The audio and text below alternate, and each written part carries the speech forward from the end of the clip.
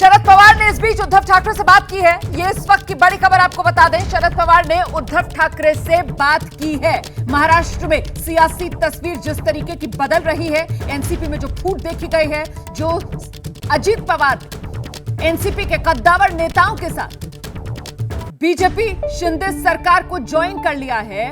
और अब इस पूरे मामले में इस वक्त की बड़ी खबर आपको बता देते हैं। अजीत पवार ने अपना ट्विटर बायो बदल दिया है। अजीत पवार ने बायो में डिप्टी सीएम लिखा है। अब से कुछ देर पहले अजीत पवार ने महाराष्ट्र में उप मुख्यमंत्री पद की शपथ ली और यही अब अपने सोशल मीडिया अकाउंट पर अपनी जानकारी के तौर पर लिख दिया गया है, ऐलानिया अंदाज में अजीत पवार की तरफ से।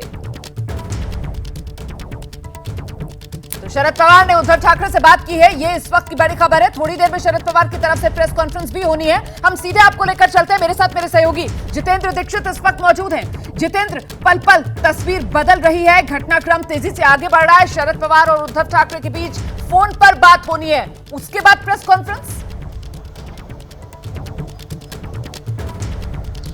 जी हाँ, बिल्कुल। शरद पवार और उद्धव ठाकरे के बीच में चर्चा हुई है, ऐसा संजय राउत ने कहा है। और संजय राउत ने ये कहा कि महाविकास आघाड़ी जो है वो बरकरार रहने वाली है। महाविकास आघाड़ी इस घटनाक्रम से कमजोर नहीं हुई है और महाविकास आघाड़ी के जो तीनों घटक दल हैं वो साथ मिलकर चुनाव लड़ेंगे। इनके बीच में क्या बातचीत हुई है उद्धव ठाकरे और शरद पवार के बीच में, मुझे लगता है कि थोड़ी देर में इसका खुलासा हो जाएगा, क्योंकि उद्धव ठाकरे एक प्रेस कॉन्फ्रेंस लेने वाले हैं अपने निवास स्थान मातोश्री में, जहां पर कि वो बताएंगे कि अब महाविकास आघाड़ी की अगली रणनीति क्या होगी। लेकिन सबसे बड़ा सवाल यह है कि महाविकास आघाड़ी में मैं जरा सा आपको रोकूंगी जितेंद्र, पहले ये क्लियर कर दीजिए कि ये प्रेस कॉन्फ्रेंस उद्धव ठाकरे की तरफ से की जाएगी, शरद पवार भी क्या अलग से प्रेस कॉन्फ्रेंस करेंगे? अपडेट क्या है?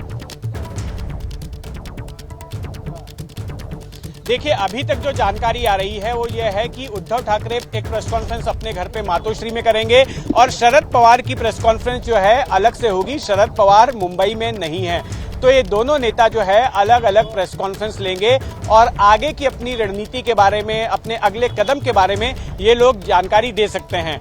मैं आपको ये बता रहा था कि महाविकास आघाड़ी में 3 बड़े घटक दल हैं, शिवसेना उद्धव ठाकरे गुट, एनसीपी और कांग्रेस। उसमें से अब एनसीपी के अस्तित्व पर, जो मौजूदा एनसीपी है, शरद पवार जिसके अध्यक्ष हैं, उसके अस्तित्व पर सवाल खड़ा हो गया है। क्योंकि अगर ये बात सही है कि 35 से ज्यादा विधायक अगर अजीत पवार के साथ जाते हैं और 5 में से 3 सांसद अगर अजीत पवार के साथ जाते हैं, तो फिर अजीत पवार दावा कर सकते हैं कि असली एनसीपी जो है उन्हीं के साथ है।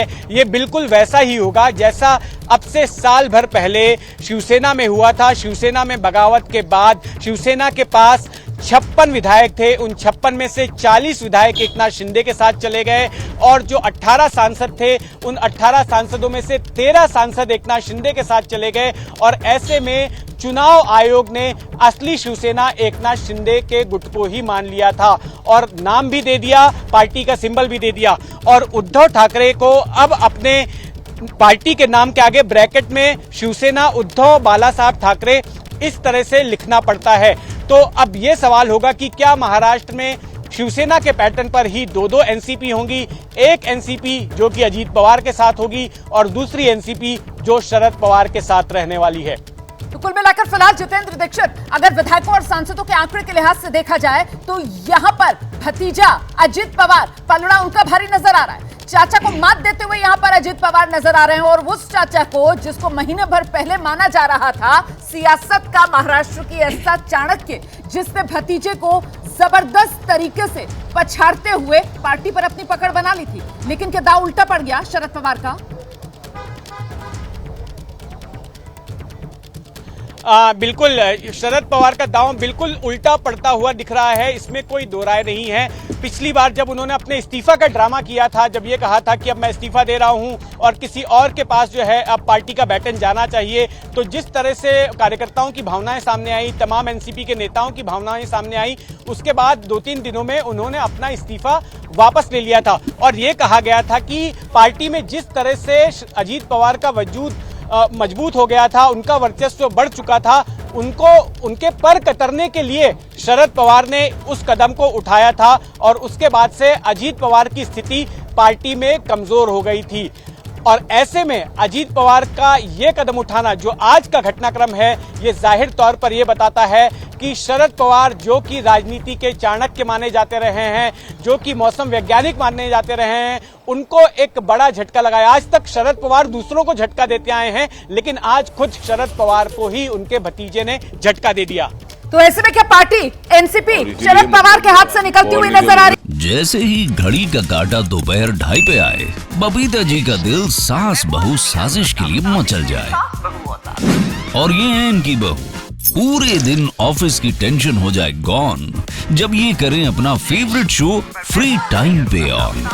इनकी तरह आप भी देखिए अपना फेवरेट शो अपने टाइम पर और डाउनलोड कीजिए एबीपी लाइव ऐप अपने स्मार्ट टीवी पर।